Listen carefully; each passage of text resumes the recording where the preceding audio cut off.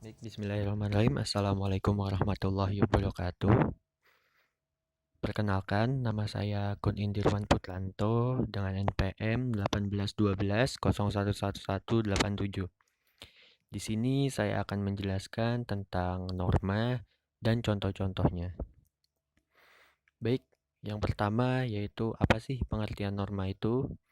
Jadi, secara etimologis, istilah norma berasal dari bahasa Latin, yaitu normae, yang berarti pola, pedoman, standar, ukuran, aturan, dan kebiasaan.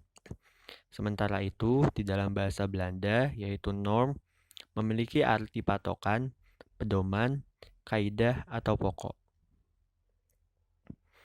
Lalu selanjutnya, macam-macam norma.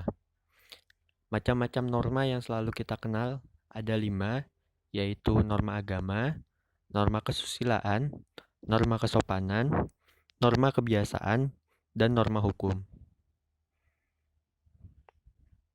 Yang pertama yang akan kita bahas yaitu norma agama. Norma agama merupakan norma yang menjadi pegangan dan pedoman hidup setiap manusia yang bersifat pasti dan mutlak, tidak dapat dikurangi atau ditambah. Biasanya norma agama ini berasal dari wahyu atau kitab suci. Nah, contohnya dari norma agama ini adalah yang pertama, rajin beribadah dan melaksanakan perintah yang tertulis di dalam kitab suci masing-masing agama. Yang kedua, tidak boleh melakukan tindak asusila atau perzinahan.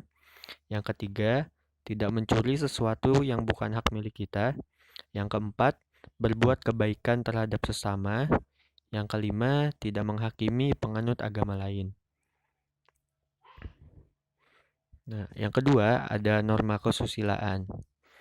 Norma kesusilaan merupakan peraturan atau pedoman hidup yang didasarkan pada sanubari dan hati nurani manusia mengenai baik buruknya suatu perilaku atau tindakan.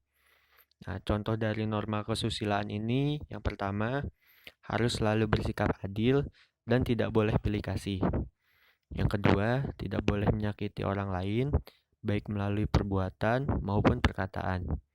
Yang ketiga, membiasakan diri untuk selalu meminta maaf jika melakukan kesalahan.